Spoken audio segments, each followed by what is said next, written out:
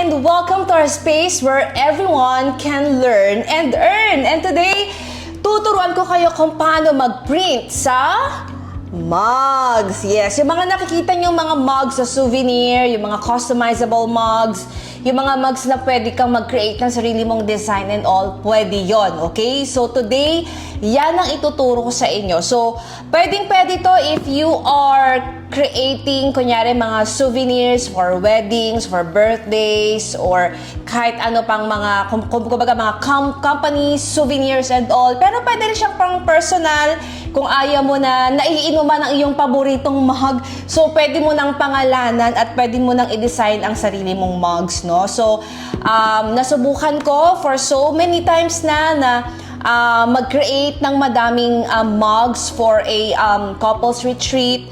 Ayan, so meron din ako mga ginawang mga souvenirs for weddings and all. Masasabi ko na sobrang timeless talaga yung mga ganitong projects. So, sobrang dali lang nito, okay, pero mag-i-invest ka ng konti sa mga tools because hindi ito common na nakikita sa bahay. Pero pwede mo tong gawin sa bahay once you have the right tools. So, mag-start muna tayo kung ano yung mga equipments and mga tools and supplies na kailangan mo for this project. First, dahil sublimation ang gagawin nating process ngayon sa pag-print sa ating mga mugs, of course, kailangan natin ng sublimation printer. Okay? So, hindi pwede yung regular na office printer, yung inkjet printer na tinatawag natin. Okay? Yung mga dye ink. Ayan. So, hindi yan pwede. Pigment ink. Okay? Hindi rin pwede. Because, again, ang kailangan natin dito ay sublimation printer na may sublimation ink. So, I'm using Epson L121. Mamaya ipapakita ko sa inyo. Isa yan sa mga pinakamurang sublimation printer. So, if you want to upgrade, merong mas mahal dyan ng konti. Okay. Actually, hindi konti. Mas mahal. Okay? Pero, yun naman ay pwede mong bilhin kapag sobrang dami na nung orders mo or gusto mo mag-scale, gusto mo mag-level up. Okay? Pero to start, pwede ka na magsimula sa Epson L121. So, ilalagay ko sa baba yung link ko saan siya pwedeng mabili. Yung legit na store na pwede mong bilhan yan. Okay? So, okay. The question is, yung Epson L121 ba is talagang sublimation printer siya? The answer is no. Kasi ang Epson L121 is an inkjet printer talaga. Pero ang ginagawa ng mga ibang crafters, most of the crafters, tsaka yung mga mompreneurs na nagbi-business nito. So instead na lagyan nila ng dye ink or pigment ink, original Epson ink, yung kanilang Epson L121 sublimation printer, kino-convert na nila ito into a sublimation printer. So, how do you do that? So, is that, kailangan mo ba ng technical skills for that? Okay, hindi naman. So, bago mo lang, instead na ilagay mo yung original ink niya, gagamit ka ng third-party ink. But warning, okay, sa lahat ng printers to. Kapag ginawitan mo ng third-party ink ang iyong printer, automatically, kahit bagong bili yan, mavo-void ang warranty. Okay? Kasi hindi talaga inaalaw yan ng printer na magkaroon ng third-party ink. Okay? Kaya yung mga printer company, naglalabas na talaga sila ng mga printers na kung gusto mo ng pigment printer na talaga siya. Kung gusto mo ng dye ink ngayon, ang Epson meron na rin siya na sublimation na talaga, sublimation ink na talaga ang included sa printer niya. So, pero medyo may kamahalan ng konti. Around, I think, mga 25 or between 21 to 25,000. Okay? But this one, si Epson L121, around mga 8,000 pesos siya. Okay? So, gagamitan mo lang siya ng third-party ink. So, use at your own risk kasi nga mavo-void ang warranty ng printer mo. Pero based naman sa experience ko, I'm using branded na sublimation ink. So, I'm using Hansol. Kasi before, I used to use yung mga ibang brand na hindi ko nababanggitin. Okay? Pero, hindi siya, for me nag-cause ng clogging sa printer ko. Okay. So, hindi tumagal yung buhay ng printer ko. Although, these printers are disposable, hindi yan forever. May hangganan yan. So, lahat ng, parang tao, no, may simula yung buhay nila, may hangganan din. So, mapalad ka na kung umabot ng 5 years above yung mga printers na yan. Kasi mga ganyan talaga, ang tinatagal lang yan is mga around between 4 to 7 years, depende sa pag-iingat mo. Matagal na rin 'yon kasi kung tutuusin, if equipped ka talaga to run a business, I mean talagang you're growing your skills as a mompreneur, in no time nababawi mo rin talaga yung pinuhunan mo sa printer. Like in my case when I was starting, I think 2 months time, wala pang 2 months, nabawi ko na yung pinambili ko ng printer. Ayan. So, didiskartehan mo na lang talaga. Okay. So, yun nga. I'm using Epson L121 converted into sublimation printer. So, ibis na ilagay ko yung original ink niya, ginamitan ko siya ng Hansol sublimation ink. So, ang ganda ng Hansol compared sa ibang brand na nasubukan ko dahil ang vibrant ng print niya. Tsaka, hindi ako nakaka-experience pa ng clogging sa kanya. Okay, so sublimation printer and of course, kailangan mo din ng sublimation mug. So, hindi pwede yung basta kukuha ng mug sa kusina. Ayan. So, may nabibili namang sublimation mug. So, this one is Quaff. Pero I saw na meron tayong brand ng may nabibiling sublimation mug na walang tatak ng Quaff sa ilalim. Okay, so I think much better yon kasi walang branding sa ilalim, no?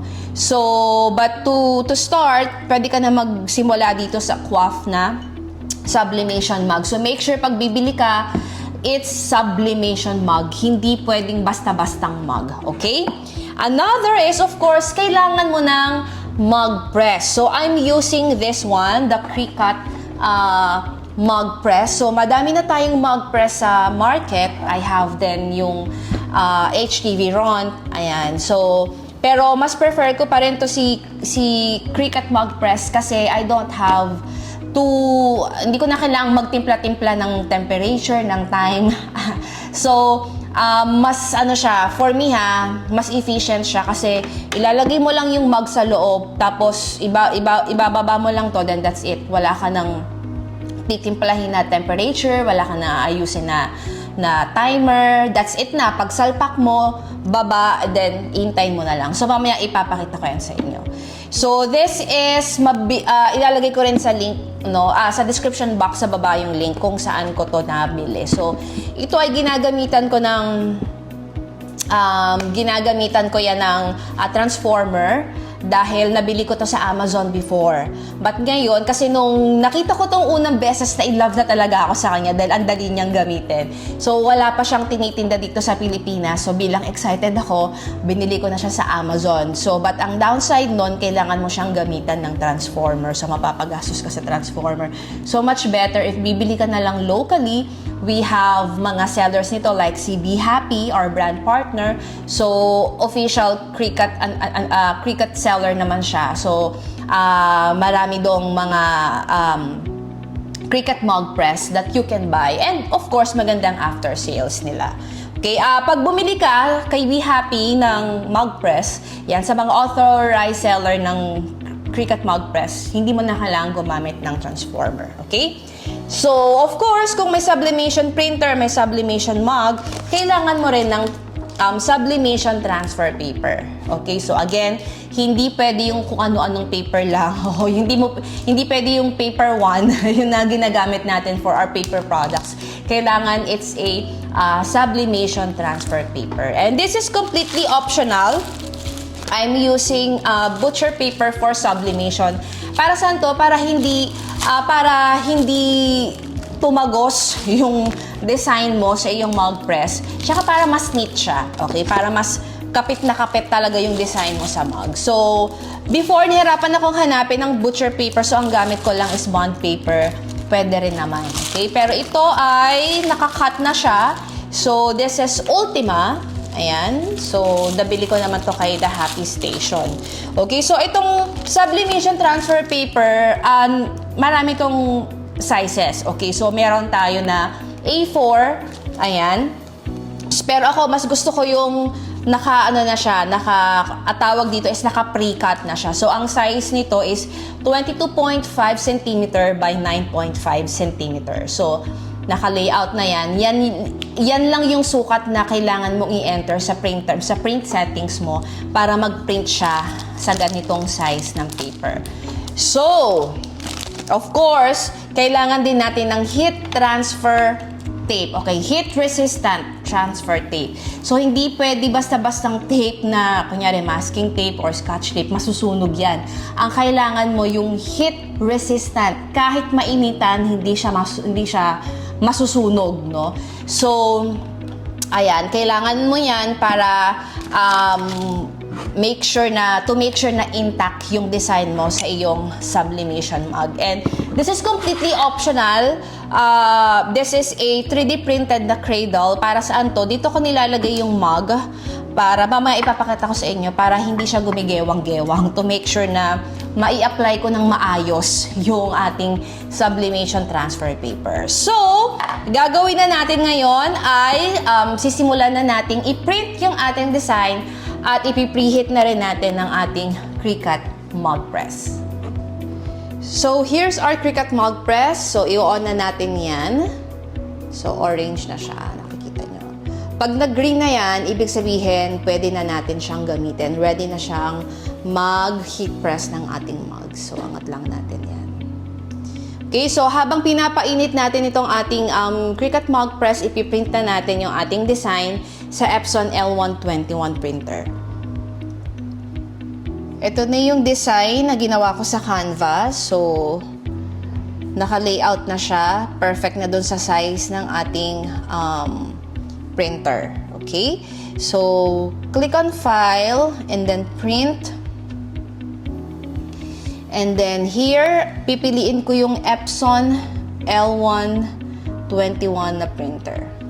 I have here yung naka-set up na, no? Naka-set na yung aking settings since palagi akong nagpiprint using this. So, I have here the mug press mirrored final. Ayan.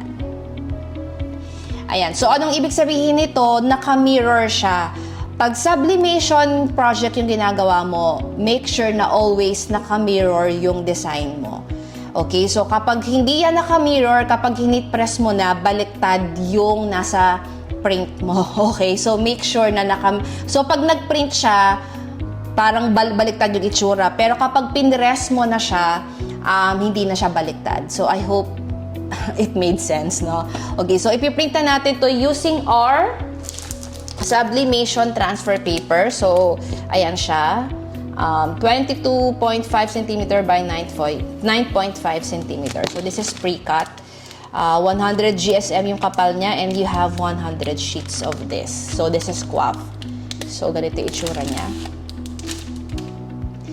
Ayan. So, yung likod niya, blue, hindi ka dyan magpiprint. Dito ka sa white part na magpiprint. Okay? So, ilalagay na natin yan sa ating sublimation printer and we will print it. Para lang sa mga hindi pa nakakaalam kung saan mo makikita yung option where you can mirror your image, dito siya sa print settings. Ayan. So, makikita mo kung anong media type. It's just plain paper. Print quality is quality. And then, ito, make sure na nakatick yung mirror image and then you click on OK. So, after that, pwede mo na siyang i-print. So, ang size pala niya, I'll show you. Wait. So, ito yung size niya. 176 by 250 mm. So, yan yung customized size na ginamit ko for this sublimation, pre-cut sublimation paper. So, after that, ipiprint mo na siya.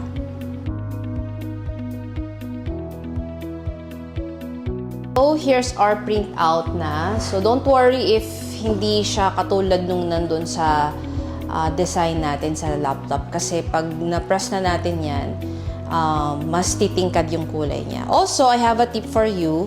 Pag nakita nyo may ganito yung print out nyo, you need to cut this.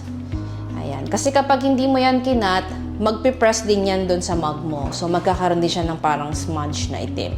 So, since yung mug natin naman, I mean yung design natin is all white lang. So, okay lang na i-cut natin yan at i-trim. Yan, para wala tayong black na smudge mamaya. Okay, so same din dito sa small na to. So, kailangan natin niyang tanggalin. Okay, so most of the time, nagkakaroon ng smudge kapag kailangan ng cleaning yung iyong printer. So, ayan. So, hindi natin na-clean na yung ating printer, pero okay lang, i-cut na lang muna natin to. So, kasi this is a common issue eh. So, if you encounter this, clean mo yung print head mo, and then make sure na i-trim mo din ito, or else makikita yan sa printout mo. So, pag nag-sublimate ka na. So, tayo trim lang natin. So, wala na bang itim? Ito may mga konting itim sa gilid. So, tatanggalin din natin. Okay. So, ngayon ay ibabalot na natin yan sa ating mug. Puno natin here. So, while waiting kanina, napunasan ko na yung ating mugs. So, ganito lang siya.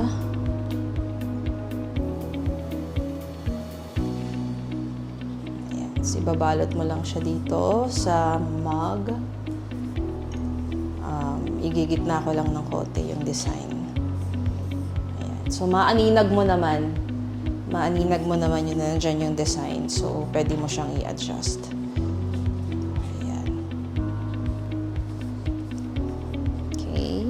Then, tsaka tayo gagamit ngayon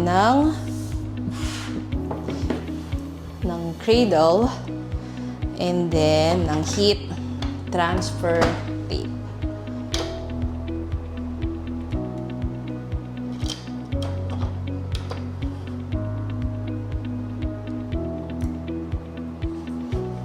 So, nilagyan ko lang yung both sides.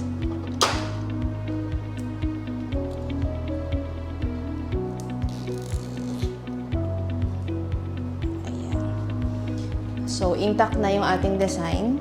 Ngayon naman ay gagamit tayo ng butcher paper for this to make sure na hindi tatagos yung ating design. So, lagay natin dito. At ibabalot lang natin siya sa mug. And this time, gamit ulit tayo ng heat-resistant tape for this.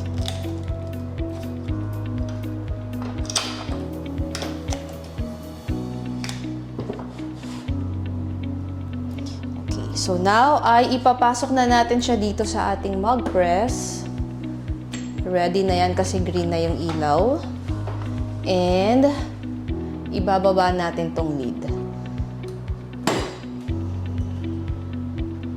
So, makikita nyo na nagbi-blink yung first light, diba? So, hanggang matapos yan dito sa 5. Pagtapos na yan, tutunog siya ulit, and then that's the time na ililift ulit natin yung ating lid. So, intayin nating matapos ang ating process. Ayan, so we're done. Here's our mug. Palamigin lang muna natin ng konti. So, while waiting, ilalagay natin to sa salang natin, next batch.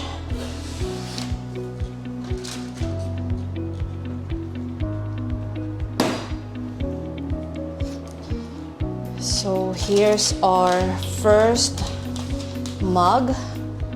Tanggalin natin. Medyo mainit pa ng konti.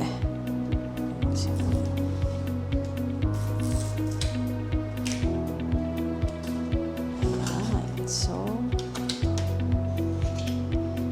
yan. Here's our finished mug. So, this is customizable. Nilagyan ko ng pangalan sa likod. Have Faith, Angie. Ayan. And meron tayong logo. Ayan. So, hintayin natin yung iba pa na pinipress natin using our Cricut mug press. So, done na tayo sa ating second. Papalamigin muna natin ng konti at ilalagay natin tong third mug natin. So, here's our second mug. Mag-reveal na tayo dyan. Tanggalin natin yung ating butcher paper. Medyo mainit. And, ayan. Look. So, ang ganda ng ating design. Sa other side. So, baliktaran siya.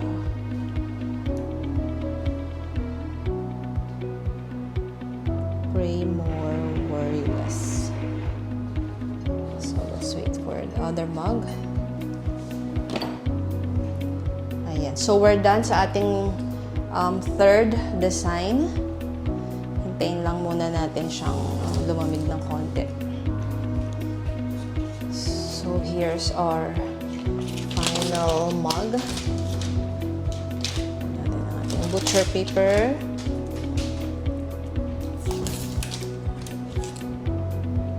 Wow. Nice. Wow. Nice. So, here's our mugs. So, imagine yung mga mugs na nakikita nyo sa mall or sa mga souvenir shops, pwedeng-pwede nyo nang gawin sa bahay. So, here's our designs na ginawa. And yes, I'll put the link sa description box wherein you can get the free design or the free template wherein pwede nyo siyang i-customize sa Canva. So, I'll include editable link and yung ready-made na file so you can practice and you can sell. This is with selling rights. So, and yes, it's for free. Diba? It's so nice. So, yan ang ating output using the Cricut Mug Press.